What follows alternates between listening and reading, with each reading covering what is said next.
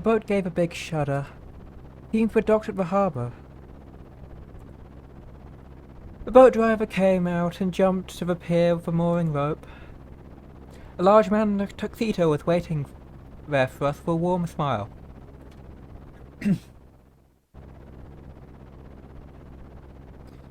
I didn't recognize his face, but judging by his clothes, I guess he was a servant of the Urshiromaya household.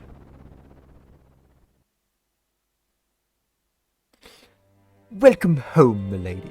You were so late in returning that I began to worry. Oh, thanks for caring. The morons got so scared we had to slow down. It was seriously annoying.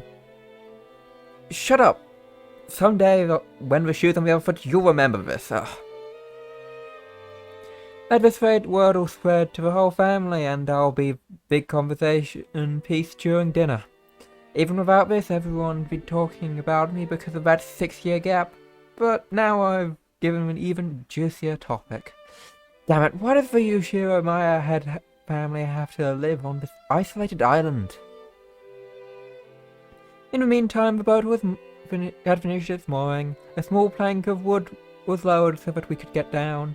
One by one, our parents came from inside the boat. You must all be quite tired from your long trip. Madame, please allow me to assist you. Oh, thank you. It's been a while, Goda. How are you? Thank you for your concern. It's always my pleasure to serve. Battler, is this your first time meeting Goda? If I'm not mistaken, you weren't working here 6 years ago, right? Indeed. So please allow me to greet him for the first time. It is an honor to meet you, Battler. I'm pretty confident about my height, but you're huge. This is definitely our first meeting. I never forget meeting a guy like you. It's a pleasure. I'm Battler. I was looking forward to meeting you. I'm Goda, your servant, and I've been working for Urshiromaya head family since the year before last. It is a pleasure to make your acquaintance. If there's anything you need, please feel free to rely on me at any time. Goda, it's been a long time. It's been too long, George. Please allow me to assist you. As usual, you're a pro at welcoming guests. If you ever need a job, just let me know, okay? I'd hire you anytime. You do me too much honor. Please allow me to assist you, Hideyoshi. Goda-san then lent a hand to everyone as they disembarked, greeting them as they passed. His speech and mannerisms had the refined polish of a professional. He was very grateful in contrast with his initially tough-looking appearance. His size made him a bit scary at first, but he was much more polite than my first impression had led me to believe. He claimed to have served on the island for 2 years, but had doubtless worked at similar jobs somewhere before. After everyone disembarked, the mooring rope was untied and the boat started to steer clear from the harbour. It was probably returning to its home port in Nijima. The captain waved his hand in farewell. Maria consistently waved her hand back. Now that I think about it, that must be why I've felt something out of place for a while now. I can't hear the cries of the seagulls. Seagulls? The birds? If I remember correctly, whenever we came to the island for past, seagulls always greeted us with their lively nya-nya cries. But they're not cats, Battler. Because of that, whenever I hear the cry of seagulls anywhere else, I get the feeling that I'm coming to a family conference. Except for a small part of the family where those of the Urshiromaya family live, Rokkanjima has been left uncultivated, which apparently makes it a paradise for wild birds. Supposedly there was a cliff somewhere in the house that housed a huge seagull colony, so this island was always full of seagulls. Not having those seagulls here to greet us made me feel a bit lonely.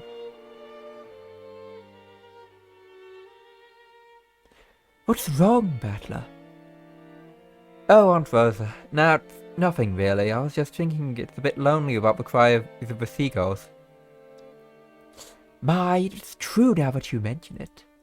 Even though they're always so noisy today, there isn't one to be seen. Ooh, why no seagulls? Maybe it's because the seagulls are having a get-together somewhere too. Maria, did you want to see the seagulls? Ooh, wanted to see them. Still, it's a bit strange there isn't a single one around. Maybe Jessica grilled them all and ate them. Ooh? But hell, don't say disturbing stuff like that. You get Maria believing it. Ooh, Jessica grilled them. Jessica grilled them. Ooh. I did not. Why the hell would I do something like that? That's right. Jessica grilled them. Skin and meatballs, liver and onion. Swim in meatballs, liver and onion. Ooh. I made fun of Jessica. Maria tagged along, looking like she was having fun. Oh, I never guessed you were such a good sport. Alrighty then, from today on I'll make you my #1 follower. As I smiled at her, she beamed, looking overjoyed, possibly because she was happy about this little conversation we'd made with each other. That's not it, Maria. I've heard the birds are attuned to changes in the weather and atmospheric pressure. The weather will probably get worse tonight. Seagulls might have returned to their nests already early. Ooh, not grilled? Jessica didn't grill them? No, I wouldn't do something like that. Battler, you admit right now that you lied. Battler, Maria's a naive girl, so she takes even jokes seriously. She'd choose your jokes more carefully. George gently scolded me. Even though I outstripped him in height, he was him, of course. There was no choice but to obediently apologize. Sure. My bad. Maria, that was a joke. The seagulls are all taking in it early in their nest tonight, that's all. Battler lied. George told the truth. Hadn't she actually been tricked despite all the fun she was having? Her pure eyes made me feel guilty. Maybe I went a little overboard here with her after all. Yeah, that's right. Whatever George said is true. The weather's bad, so they probably went home for the day. It doesn't mean they're gone. Aunt Rosa. That's right. Tomorrow, when the weather gets better, I'm sure we'll come back to hear them meow like they always do. Ooh, I'll wait until the weather gets better when we come back. Gonna wait until tomorrow. Gonna wait until the weather's better. Ooh. Maria was in a lighter mood, and she was looking forward to tomorrow when the seagulls would come back to fill the skies. Still, George was really amazing at taking care of kids. I think I remember him taking care of me when I was a brat 6 years ago. Yeah, it's probably your gift.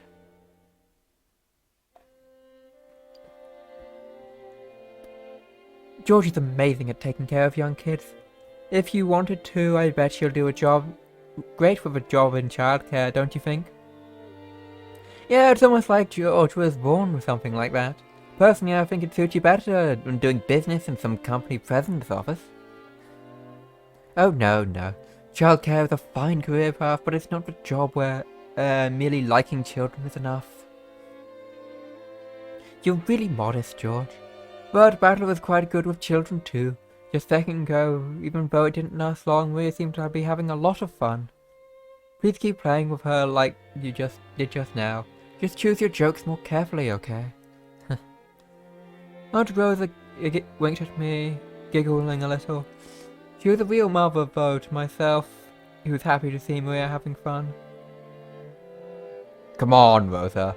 And you brats too. What the hell are you doing? Let's get going. Okay, we're coming. The old bastard was waving for us to hurry up. Yeah, we need to get moving. We might as well have this conversation after setting our luggage down in our rooms. Now then, everyone, please allow me to lead you to the guest house where you'll be spending the night. Please, this way. Yoda called everyone and led the way. Comics that are brought up with here.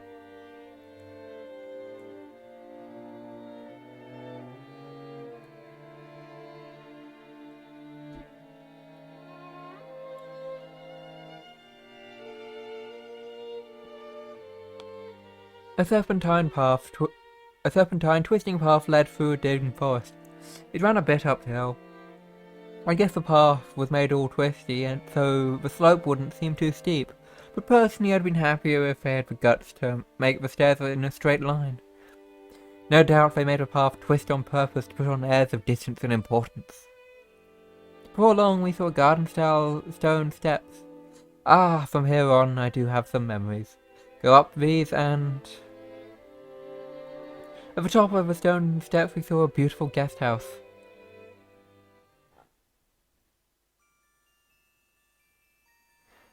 The facade was lonely, of course, but more importantly, we couldn't enter its doors without having our hearts stolen away by the splendor of the beautiful rose garden spreading before it. Ah, it's been beautiful ever since this year. A real delight for the eyes. After climbing the stone steps, the people greeted by this rose garden gave voice to impression one by one. Is it just me or the flowers a little less lively this year? It's probably because it was hot this summer. I always believed that was the factor. Sadly, this year's blooming is a tad inferior compared to last year's. Even so, it was a delightful rose garden. I remembered that even 6 years ago, huge numbers of roses had greeted us every year. This rose garden was the first thing that greeted the people who came to Rockanjima. Even our parents who came every year couldn't help but give a voice of admiration. In fact, it seemed to have undergone a power-up from the garden in my memory 6 years ago. This place is also always so amazing. It would have been wonderful to have a rose garden like this at home. Ah, give it up. Who do you think would take care of it? Roses are real pain and bugs and diseases going about. Well, from what I've heard, Kiri takes care of her rose every day, and it makes sure no bugs should get anywhere near it, right? Huh? What are you talking about? That's right. Even in this person's case, the rose goes after the insect just like some nasty carnivorous plant. Oh, so that's what you mean. Come on, Rosa. Can't you give that a rest just for today? I've put that sort of thing completely behind me. I wonder, after all, you're a womanizer with an almost genetic level. No need to worry, Rosa. When a rose gives you too much trouble, well, it's always best to snip it at the root. Oh, such a frightening talk this is. Guys with popular ladies are always forced to live dangerously. I sure hope I turn out a bit prettier in my next life. Hideyoshi, I keep saying it's not all like that at all. And Kiri, stop it, you're freaking me out. You've made my rose wilt. Hey Maria, look over there. Those roses are especially magnificent. Magnificent roses, ooh. It smells pretty sweet. But look, this suits my elegance perfectly. Hey, cut it out. Maria's gonna imitate you and get hurt by the thorns. She yelled at me as I leaned in to smell the rose's scent with an exaggerated gesture. I thought she was overacting, but I turned round and saw Maria imitating my every gesture as George smiling broadly at us. Hey now, Maria, be careful. Rose thorns can hurt. Ooh, George. Only this rose is strange, ooh. Strange? What's wrong? Maria pointed a single rose. I immediately understood why she found it odd. Amidst all the magnificent roses, one single rose was starting to wilt. There wasn't any particular reason. Some flourished, others wilt. There was battle to it, but Maria seemed concerned about the one unhealthy one in the group. It must have made her feel lonely. So you feel sad for this rose because it's the only one that isn't healthy. Ooh, the others are all healthy, this one's sad. Well, they all bloom and wither at their own paces. I bet this one will be starting to wilt early just because of the bloom. It got to bloom before any of the others. Yeah, that's right. Probably just bloomed like crazy, fulfilled its duty and went to sleep. You shouldn't get too worked up about it. Ooh. Seemed that Maria's pure, sensitive nature was making her feel some emotional pain for the rose that wilted alone. Even though she understood the logic of it, it still felt lonely to her. Then, Maria, why don't you look after this rose until we leave? Ooh. George straightened up and felt around in his pocket. He then took out a wrapper of candy that he'd been sucking on the plane. He twisted it into a thin string and gently tied it to the rose as a sort of marker. Yeah, that's pretty cute. Let's mark it with this. Later on you can come back and give it some water. I'm sure Mr. Rose will be happy. Ooh, come and give it some water. I think you should give Mr. Rose a name. I'm sure it will make it happy and you even get to know it a bit better. A name? A name.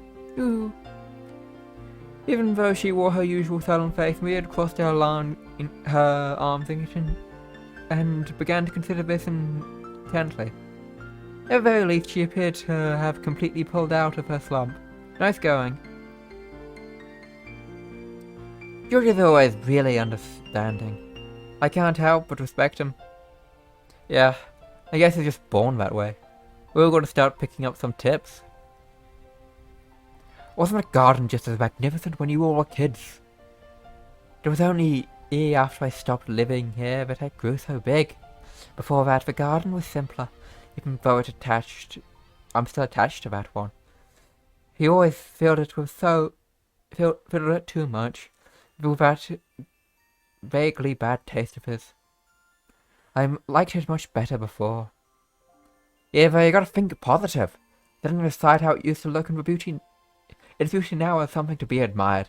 You'll have to relax a lot better if you look at it that way. I didn't mean it like that. I was saying that I wanted to see the garden the way it was before too. Everyone, if you please, I shall guide you to your rooms now. Gerda called everyone to ask if we were ready, but our hearts had completely been stolen by the rose garden that none of us had seen for a year, so we didn't pay much attention to him. Since we weren't travelling as a group, it wasn't like we had a strict schedule to follow. Besides, since our parents were visiting their old home, full of nostalgia, it wasn't like they had to let themselves be urged on by anyone or anything.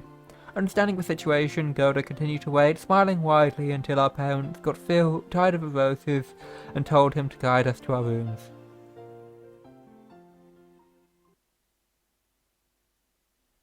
Oh, hey! Everything canon. It's been so while, how are you doing? Uncle Hideyoshi suddenly shouted. In the direction he was waiting, there was a slender boy. Meeting him right after a huge man like Gerda probably emphasized his small stature. The boy was in the middle of transporting piled up gardening tools and the like in a wheelbarrow. He realized how he was being called to a stop. He set down the wheelbarrow, took his hat off and bowed his head. Good afternoon. I figured he was probably younger than me, but realized from the general atmosphere surrounding him that he was another servant. He greeted us in response to Uncle Hideyoshi's call, but he seemed he might be pretty unsociable most of the time. It was a greeting that lacked feeling. When Gerda noticed that her interest had shifted towards him, he went to the boy's side and introduced him to us. Butler, allow me to introduce you. This is one of the servants of the Ushimaya head household. Kano-un, greet our guests. I'm pleased to meet you. I am the servant, Kano. Yep, my first impression wasn't wrong. He seemed to be unsociable, or at least not so good at talking. Compared to Gerda, who was extraordinarily polished as a servant, you couldn't help but feel an inexperience typical of his age. When Gerda urged him in a whisper to give a bit more of an introduction, the boy Canon cast his eyes downwards. Canon, could you perhaps give him a little more of a greeting? No, because we are furniture. He didn't seem to be refusing to greet us out of spite, rather he seemed to have fallen silent because he didn't know what else to say to us in a greeting. Well, Canon's shy, he doesn't tend to talk much. He might not be that sociable, but deep down he's a good person, don't get him wrong. You've been working here for 3 years, haven't you? Pretty sure you started a year before Goda, right? Even though he wasn't exactly giving a terrible first impression, Jessica hurried to back him up. He seemed... apparently his unsocial nature caused him a lot of trouble. Okay, nice to meet you. I'm Battler. I'm 18, how old are you? He fell silent as if wondering whether or not it was a question he'd have to answer. But here again Jessica plowed ahead. If I remember correctly, Canon's 2 years younger than us, so 16, right? Yes, that is correct. It looked like he could have preferred not to tell us his age if given the choice. That's probably because he thought we'd look down on him for it. I remember that I was around his age. I hated being asked how old I was by adults. I see, 16, huh? That's gotta be a delicate time, which means he's probably asked something I shouldn't have. I'm glad you're about our age. Just be cool and call me Battler, and I'll call you Canon. Thank you very much, but the sentiment alone is sufficient, Battler. Jessica looked oddly panicked for some reason. She seemed to think my impression of Canon was getting worse because of his refusal. Well, as a girl, Jessica possibly couldn't understand the fretful male heart at this age. As it held her, even just by 2 years, it took upon myself to be understanding of that. Canon, could you please be a little more courteous? A smiling face would do is also part of a servant's duty. My apologies. I shall make an effort. Oh, Yoda, Canon is trying his best, yes.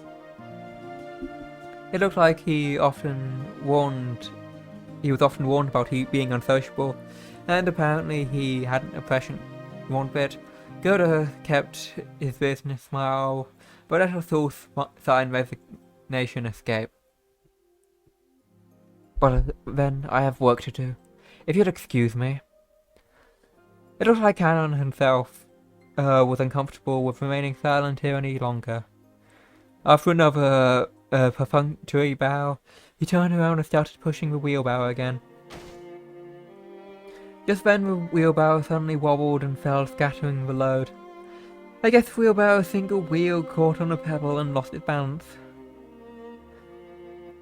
What do you think you're doing now? Clean it up quickly.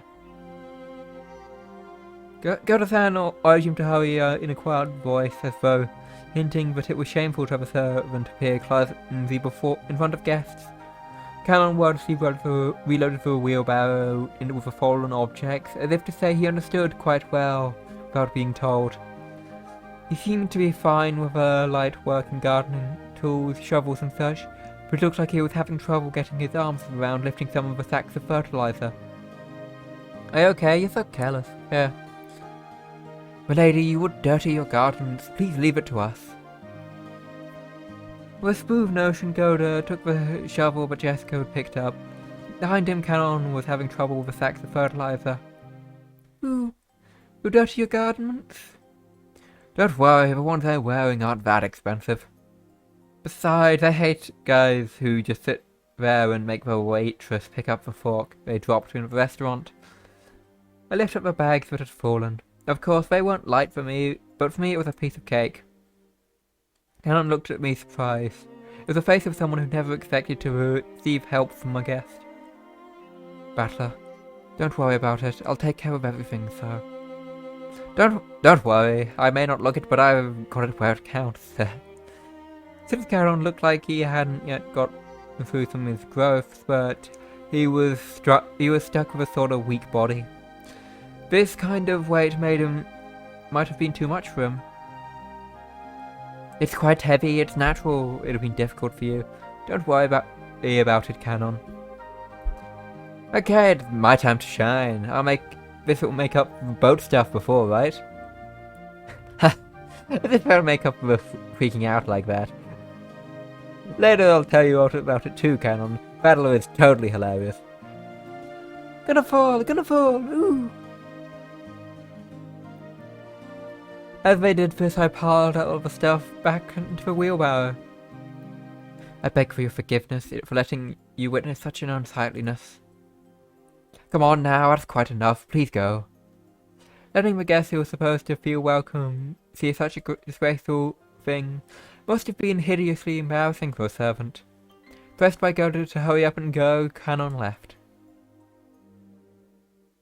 You're too harsh on him, Goda. Shouldn't you have helped him instead of being a bully? That was wrong of me. I deeply implore for your own forgiveness. Without a twitch in his smile, Goda apologized elegantly. Canon has a ton of things he's good at too. He's just being young that works against him all the time. It's a crying shame. Ah, that's a prickly age. Let's just leave him be. After all, closed-mouth certainty is the best kind. That's alright. Isn't it that alright, Kumasawa-san? Oh, Rudolph, you truly are harsh. There is no servant that silent as me, of course. Everyone smiled wryly at the obvious lie. Even she didn't believe it, nor not in her wildest dreams. Though she must have said it to lighten the mood. Yes, that's the kind of character Kumasawa used to be. The warm stiff atmosphere had cleared up once thanks to her cheerful smile. I'd like to set down our luggage soon. Goda, what are the rooms we all taking? They're the same as the previous year. Allow me to guide you. Please this way. We're headed toward the trim, elegantly simple guest house, though it's going to be a temporary quarters for a night.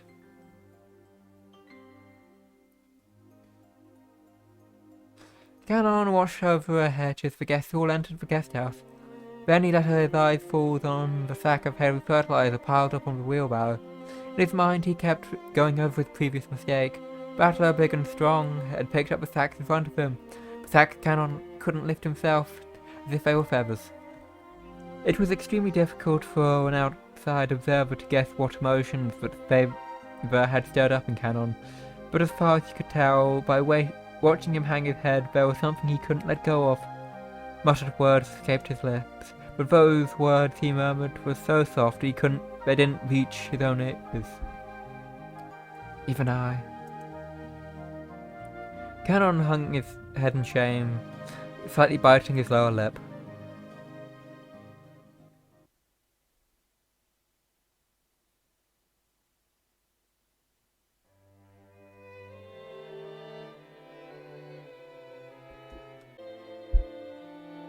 I remember the Rose Garden, but I don't remember this guest house at all. Was it built recently? Torarian Visitors Retreat was written on the guest house post-like thing, but since everyone called it the guest house, I followed their lead.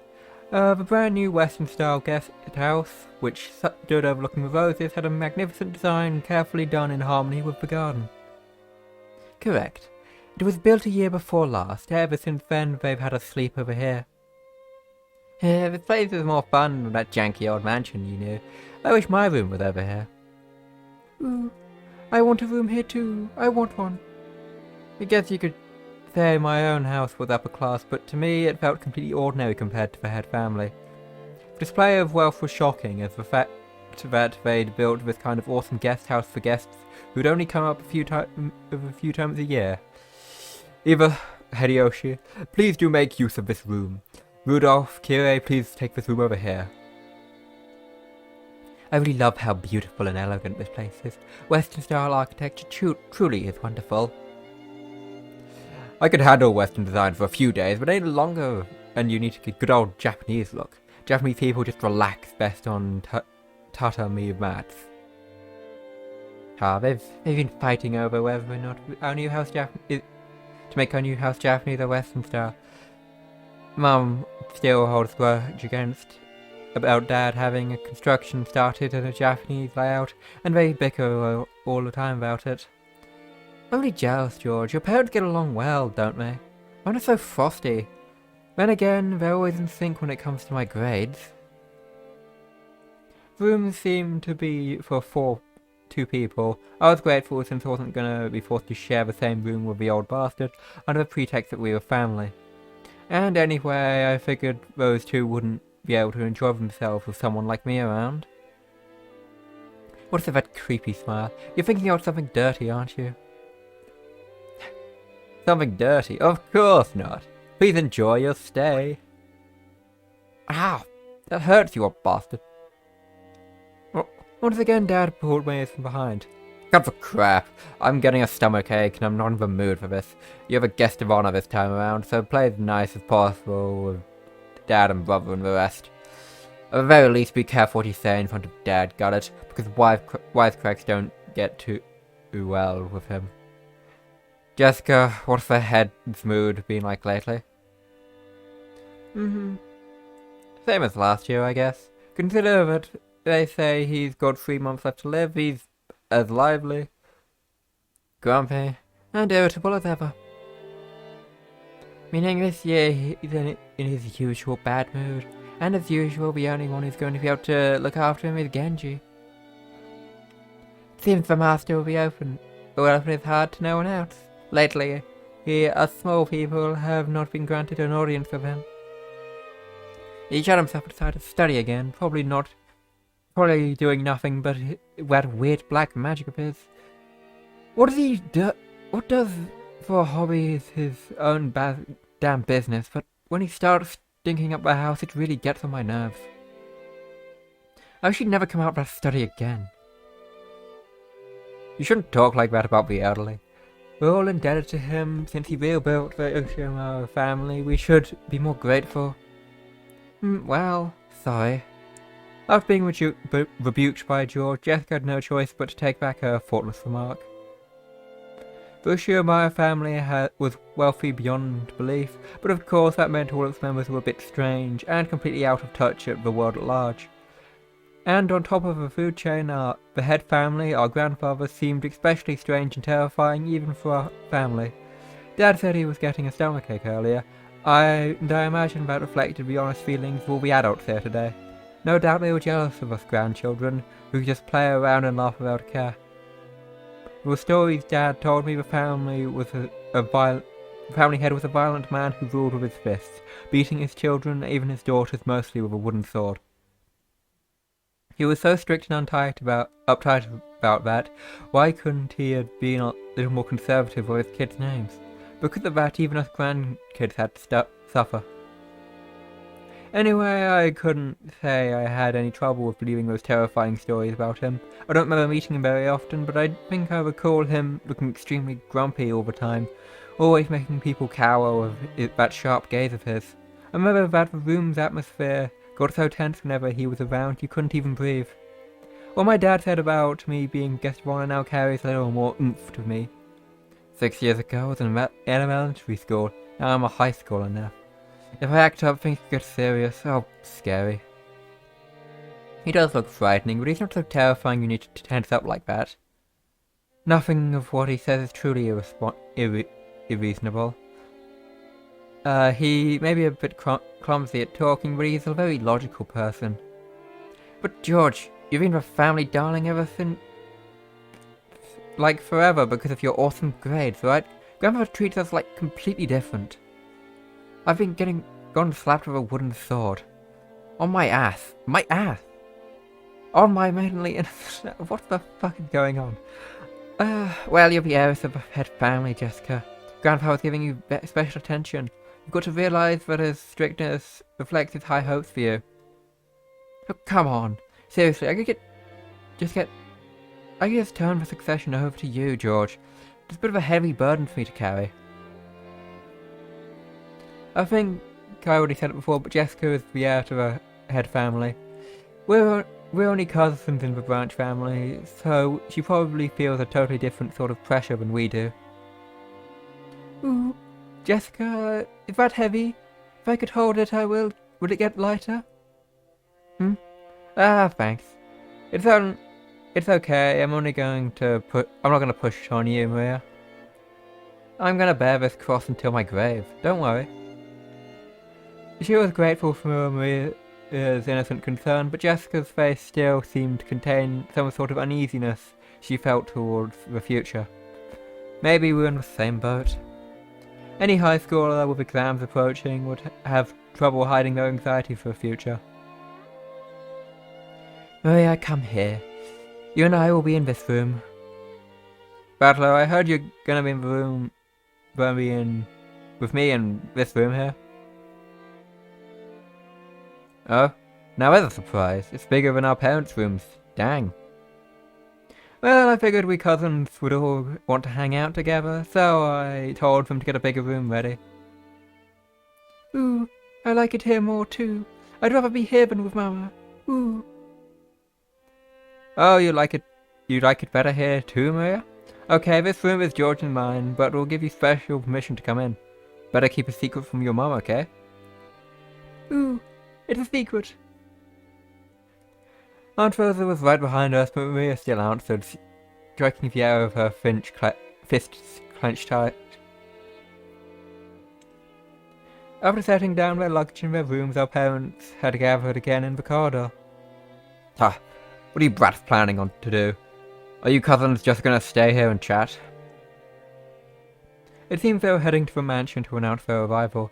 Normally, they would make us follow them to greet everyone together, but if that had been the case, Dad would have just told us to come, and that was the end of it. He's saying it's okay if we don't come, so what'll we do? Well, it's going to be lunchtime long anyway. Better let the kids unwind here. Besides, if worst comes to worst, they might be their last chance to play outdoors. Ooh, I'll go too. Mia, you house sit for Mama, okay? Behave yourself and wait here. Ooh.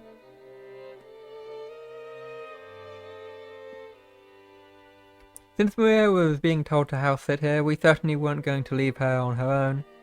George noticed this and immediately gave a clear reply for all of us cousins. Well then, we'll accept your offer and house sit. We've got lots of stories to tell each other after being away for a year. It sounds wonderful. And Battler has 6 years worth of stories to tell, doesn't he? Yeah. I'll take care of the house like a good boy. Kumasawa, I'm gonna stay here too. He'll break rank and leave the rest to the adults. Perhaps that would be the best. I'll report this to Madame. But allow me to guide you all to the mansion. This way, please. The other children are one thing, but George is getting to be an adult. Wouldn't it be better if he came with us? If we make him come, then poor George will be the only one out of the place. Interacting with his cousins is also important. Okay, see you all later. The adults left one after the other. They left in the same formation as our trip from the harbour, with Goda leading and Kumisawa taking up the rear. As we gathered in the room assigned to us cousins, George asked us to excuse him for a second. He rushed over to Kumisawa, who was following behind and disappearing adults, and seemed to ask her something. He soon finished his business and came back. What's up? Oh, nothing. I just want to ask her something.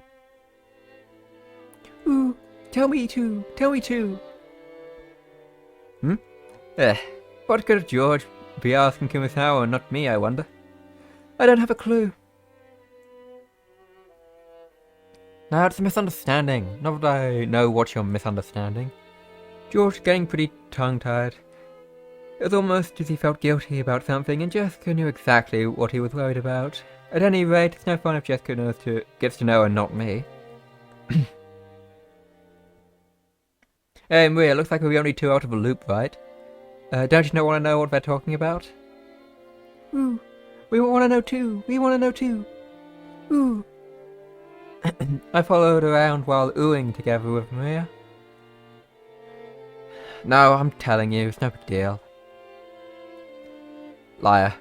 I'm surprised you'd tell such a terrible lie. Confess. Maria, you tickle his right side, I'll tickle his left. Ooh. I've got his right side, Battler's got his left. Ooh. Wait a second. Wait, you two. Stop. I'm not very good at doing laughs just yet, so I'm probably going to skip that. Maria and I played around chasing George as he tried to escape rolling on the bed.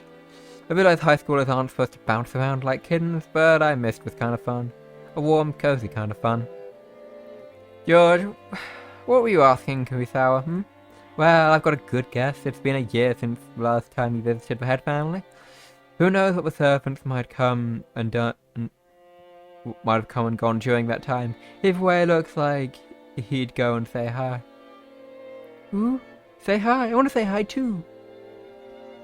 Well, hell, there's nothing to feel guilty about. I'm not buying it. Maria, don't be fooled. He's still hiding something. More torture. Stop it, seriously. Maria, you two stop already.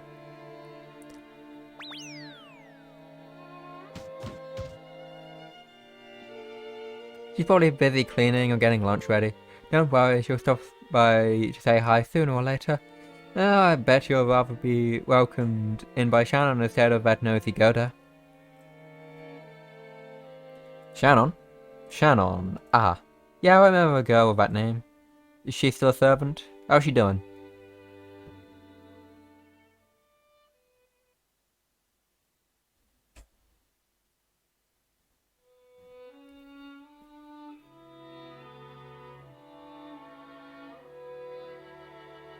By the way, Natsui, what has your headache been lately? It seemed pretty serious before. I've been so much better lately. Thank you for your concern. Oh, right here. A present for you, Natsui. Thank you very much. I'm always receiving gifts from you. This is black tea. It's herb tea with peppermint and lemon balm. It's a blend from a well-known store. It's supposed to be good for headaches. I felt it might help you too. Rose was always a conscientious woman, probably because she was the youngest of the four and much younger than the other three. She managed to grow up without gaining the venomous nature of her siblings. Her kind words got Natsui to soften her expressions just for a moment, but it wasn't enough to melt her stony gaze, hardened as it was by the long years of mental stress. Come on, think of it. You're always complaining about those headaches. Put yourself together. Jessica's exams this year, right? It's gonna be a turning point in her life. Will she be ready to rely on you as a mother if you're like that? Besides, Natsui, you're 3 years younger than me. You should get your act together. I apologize. I've had a tendency for headaches all my life. Under normal circumstances, either sometimes fail to choose their words carefully, but her comments aimed at Natsui contained sharp of obvious malice, though she hid that with a smile. Of course, the fact didn't escape Natsui. She frantically contained her urge to grimace and pretend to ignore either. Oh, Battle of Halloween's exams here too.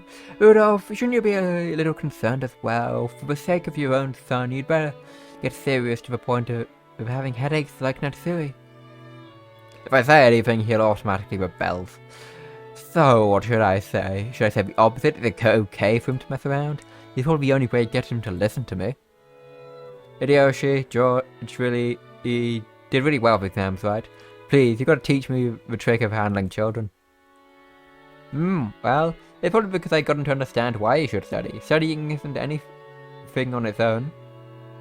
That's right, the real point of studying is to practice researching stuff on your own, whenever you bump into something you don't know.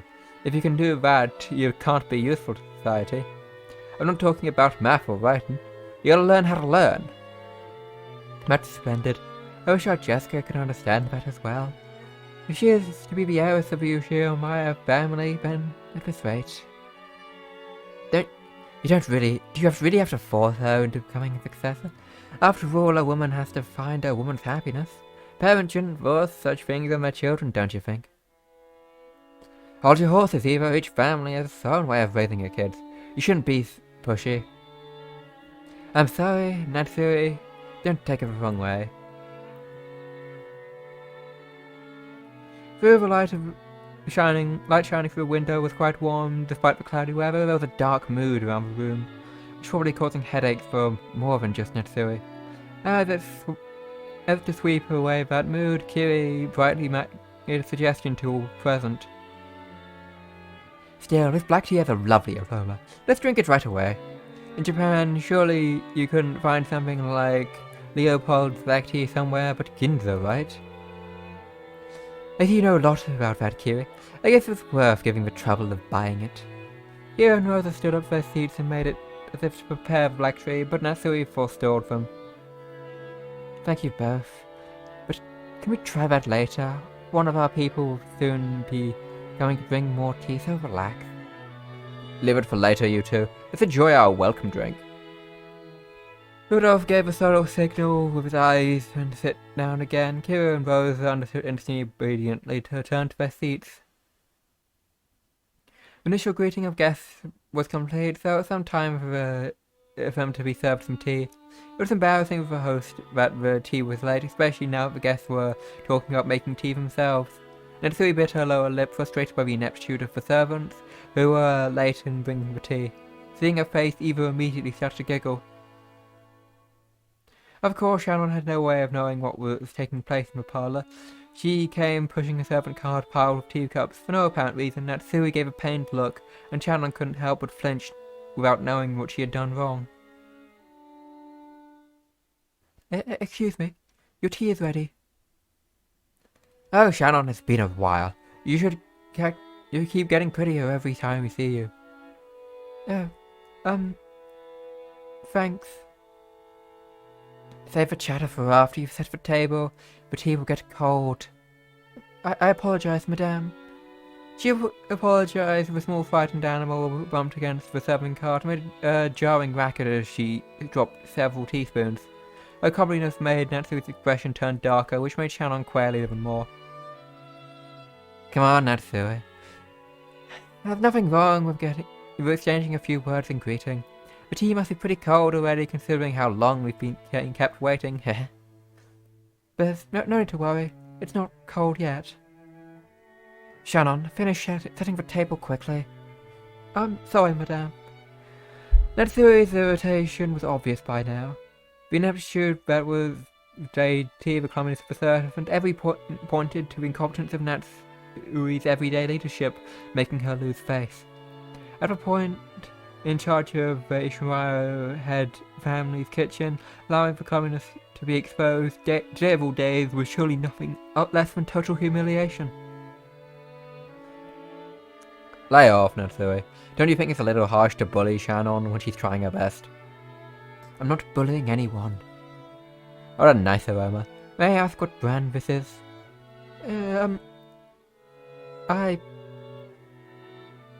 I'm terribly sorry. I'll find out for you later. Kyu is trying to be nice, hoping to cut through the tense mood, where the Shannon had embarrassed herself, instead darkening Natsui's face and the room's mood. By this point, Eva was audibly giggling. What's this? Shannon, don't you even know what you're pouring us? Go on, you must have served something you mustn't serve something so suspicious to the guests. We'll need a silver spoon at the very least before we can drink this. I'm sorry. I'll go get one immediately. Shannon, do you know what silver spoons are used for? They have to be silver. Do you know why? No.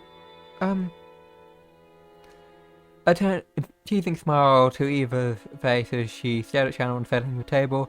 By herself, Eva's expression was sweet and an impish sort of way. However, words that spun her lips held the keenness of a razor with them. Shannon tried all her might to avoid Eva's continuing gaze. Realizing Shannon was hard-pressed for an answer, Rosa gave some timely help. They said if the silver's touched by poison, it darkens. Guess you've learned something today, Shannon. They were acting as though this tea needed to be tested for poison before it could be drunk. Natsui's eyes was an insult to both the tea and to herself for serving it. Rudolph laughed flippantly and patted Eva's shoulder. Silver spoon cutlery wouldn't do any good for you, honey. Just one lick of your poisonous tongue and even the silver plate would turn pitch black. Since I get to hear that poison tongue every day, it must be poison-proof. It must poison-proof myself by now. Eva, I don't mind when you use it on me, but you better hold back when talking to people who haven't built up a resistance. My, how cruel! I did teach Shannon a bit about tea, didn't I? Everyone followed the lead set by Hideyoshi's hoarse laughter and chuckled, though not easily. Only Natsui didn't join in, but for the time being the conversation inside the parlour can now be taken for a lively and friendly chat. As Shannon finally finished setting the table and tried to leave, Kiri apologised to her in a low voice for not being able to help. Shannon gave a light bow and made a hasty retreat. Shannon cast her eyes downward as she pushed the cart down the corridor. Anyone seeing the pitiful way she looked might easily conclude that she'd been bullied in some way. Don't be sad. You didn't do anything wrong. You were watching? That is my role. Madame and Eva can go to hell. The worst coward is that guy. Canon glared hatefully in the opposite direction of the parlour. Preparations for tea had been delayed by some trifling problems in the kitchen. Those problems were not Shannon's fault.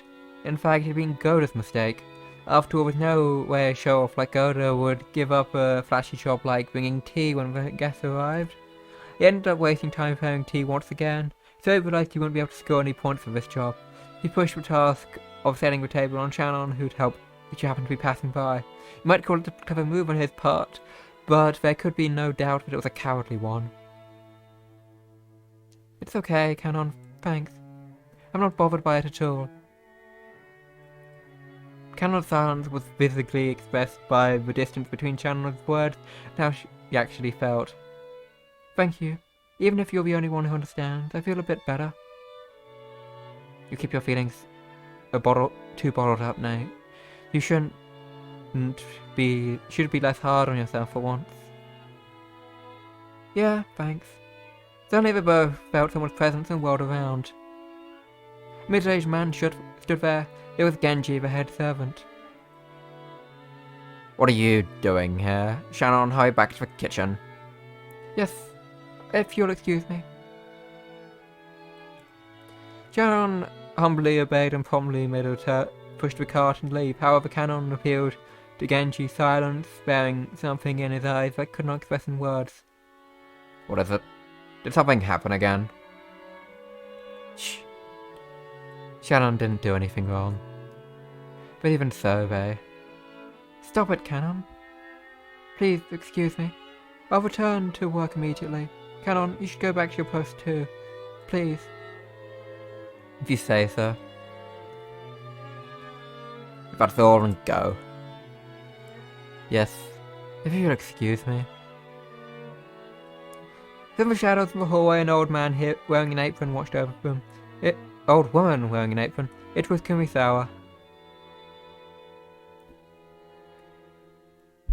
For Shannon Canon, there's no reason those two should be picked on.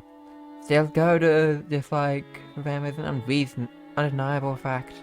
Until Goda was taken in by the Ushimura family, he worked for a fabulous hotel somewhere. The manner of work he learned there was quite impressive, I believe. Just like Goda is the newest servant here. He has a lot of pride accumulated from his previous positions. Because Shannon and Canon are his seniors here at the mansion, and yet they are inexperienced and have gone through as much less life as his, he picks them from every chance he gets. And so, sad as it may be, they are disliked by Madame Natsui too. Of course, if we're talking on experience, Madame has been in this family much longer. And yet, this is the one point where I cannot help but sympathise with the Madame as well. Truly, the Master is a man with many sins in his conscience. Why didn't he realise that such a trifling whim of his would give Madame such an inferiority complex? Of course, on the inside, even the Madame is fully aware of those two don't deserve to be treated so harshly. However, the heart has reasons, but reasons know not. Now I feel so sorry for them. I can't do anything but watch over them from the shadows.